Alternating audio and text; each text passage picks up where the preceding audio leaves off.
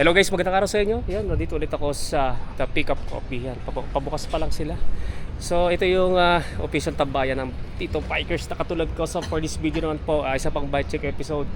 Yan, so ito yung poging rigid MTB ni Idol Ethan So from Imus, Cavite. So, parang ngayon ko lang siya nakita, no, o nagkakasala silang, no. So, i-check natin ngayon yung kanyang poging rigid MTB, no. Yan, so Idol Ethan, before tayo mag-start, interview mo na ng konti, no? Yung background ng rigid MTB mo, Idol, kailan ba na-build to? Yung kailan po na-build to, halos last month lang po.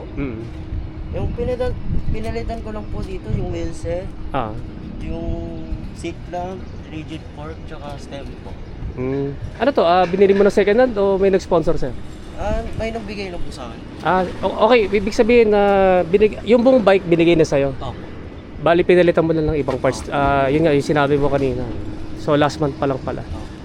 Yan. So, kasi ngayon ko lang siya natsambahan dito sa Vermosa. Next question naman, Idol. Di ba, Vermosa pa lang yata to, no? Ano yung mga dream ride mo pag matuloy-tuloy ka? Baguio po, tsaka Batangas po. Saan sa Batangas? Sa may Lubo? Opo. Maganda mga beach din sa Lubo, no? Yan guys, ito nga yung kanyang general background sa kanyang rigid MTB. Yan, so napapansin nyo, first time lang ako makakita. Kasi puro kasi, di ba nakita nyo itong fork na to, Ecoseblo Gravel. Kadalasan na nakikita ko sa mga mountain peak na frames, Everest Pro o kaya Everest 1. First time lang ako nakakita ng naka Mountain Peak Monster. Sa website kasi ng Mountain Peak, wala na kayong makikitang binibenta na Monster. Meron na lang kasi sa website ng Mountain Peak, Ninja at saka Everest Pro. Tsaka Everest din na 2026 model kasi lately lang sila nagkaroon ng website. Kasi nung bago labas pa lang ng Mountain Peak, wala naman silang website Naghanap ako dati. Yan, so yun nga, yung frame niya, Mountain Peak Monster na XC Hardtail mountain bike frame. So kung titignan natin dito, okay din naman yung combination ng Coseblo na gravel fork at saka yung Mountain Peak Everest 1. Yung kasing Mountain Peak Everest Pro, sobrang lowered. Yung Everest 1 medyo mataas, pero ito mukhang ito yung babagay dito bagay na bagay. At saka hindi mukhang prone sa pedal strike. Kasi kung makikita natin yung parang BB drop nito, hindi masyadong babang baba kasi medyo mataas ang BB drop nitong Mountain Peak Monster kumpara dun sa Everest 1. Laro na sa Everest 2. Yung Everest 2 kasi sobrang baba. So tingin ko, ito yung babagay, bagay na bagay. Yan, ito nga yung yun nga, Mountain Peak Monster na XC Hardtail mountain bike frame, aluminum 6061. Yun nga, pang 27.5. Kaya nakita yung clearance sa lead kasi 29 by 2.1 yung gulo. Mamaya tingnan natin yung clearance, no. Yun nga, size large or size 17. Yan, tapered ba to? Hindi po. Non-tapered? Ibig sabihin itong Converter po. okay. So itong frame na to, ito yung sinauna pa na Monster na straight or non-tapered. Ito yung panahon ng pandemic, 2021 model Yan, pang full internal cable routing. Yan, pang BSA threaded na bottom bracket cell. Pang 31.6mm diameter na seat post. Quick release on dropout. Then, disc brake caliper mount naman yan na post mount. Yun nga, ito yung gravel fork, no? Kaya pala tumaas din to, no? Kasi nga, additional to. Maganda rin pala, no? Mountain Peak po din yan. Yung adapter. Ito yung rigid fork niya na gravel, no? Coseblo na gravel 700C. 700C. Yan, kita natin na kasyang-kasya yung 29 by 2.1 na maxi space. Yan, ito ay tapered yung steerer tube. Yan, may adapter para dito sa non-tapered na head tube frame na Mountain Peak Monster. Then, through axle yung drop out. Then, ang disc brake caliper mount naman yan ay flat mount na yan. Naglagay siya ng adapter kasi 160mm ang rotor. Then sa cockpit naman, ito kanyang handlebar, yan, Uno Advanced Project na aluminum na 31.8mm ang diameter, straight na may konting back sweep. Mga 580mm ang lapad. Then yung kanyang stem, yan yung legendary na balugo na carbon stem, 110. 120 po. 120 na pala to. Tapos negative 17 degree angle. Yan, yung grips pala niya, no, unbranded. Wala akong makitang brand. Buckles. Buckles daw to, no. Then yung kanyang headset, yun nga, Mountain Peak na silver bearings. Yung kanyang seat lamp naman, Submit na aluminum. Allen Bolt type 34.9mm ang diameter. Next naman sa kanyang seat post, wake na aluminum na 400mm ang haba, 31.6mm ang taba na setback na may single ball clamping system. Next naman, ano pangalan? Ano to? Hindi ko nga po alam. Unbranded CCC? Yung sandal niya, no? Yan nga, may butas sa gitna, malambot at tsaka sobrang, so di naman sobra, tama lang. At tsaka flexible steel railings pala. Comfortable ba naman sa ito? Opo. Comfortable. Yan, so ito yung kanyang saddle, no? So proceed naman tayo sa kanyang drivetrain. Pambansang drivetrain setup, naka 1x, no? So wala kayong makikita na front shifter, front derailleur, tsaka extra chainrings. Ito yung isa sa mga OG, hindi naman sobrang OG, meron pa mas luma dito. Ito yung Shimano Alivio M4000. Pagkala ko M4000 to na 9 speed. Yan, next naman itong kanyang MTB crank, yan OG din. Tingnan natin yung likod, nandun sa ano eh. Yan, Shimano MT300 na old school din yung crank arm, 175mm. Ano to? 96 BCD pala to. 96 BCD na pang purpose build na pang 3x, then 64 BCD para sa granny ring. Yung kanyang chainring naman na 1x narrow wide na oval, ito naman yung Decas 3060. Yan, 3060.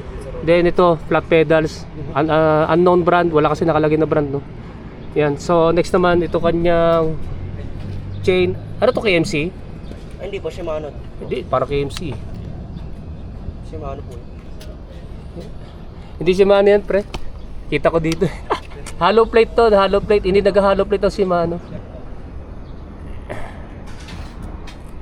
X9.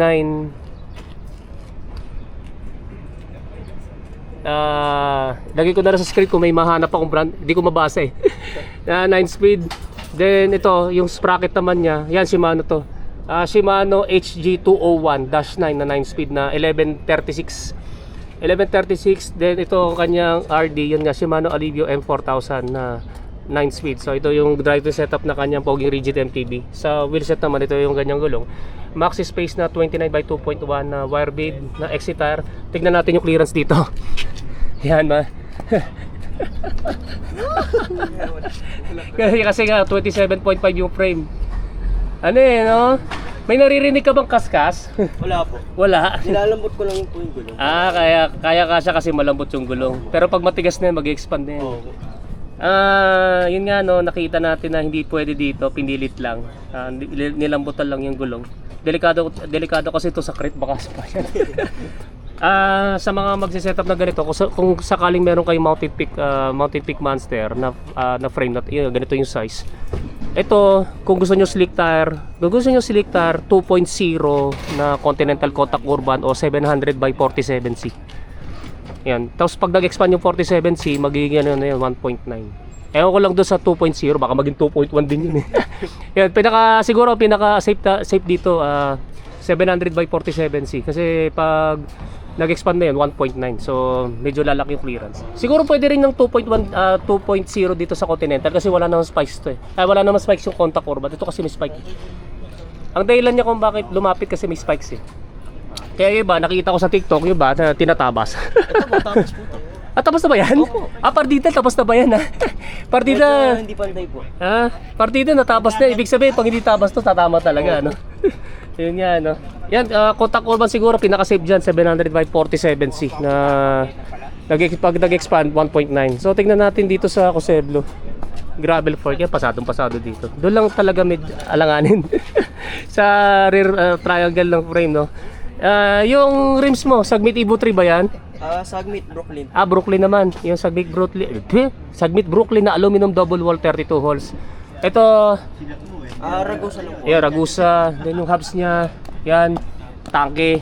Anong model ng tangke na to? TH390 po. TH390. Opo. Yan, TH390. 6 pulse 3 tip. Opo. Yan, i-check natin yung tunog nito, idol, kapag naka-free.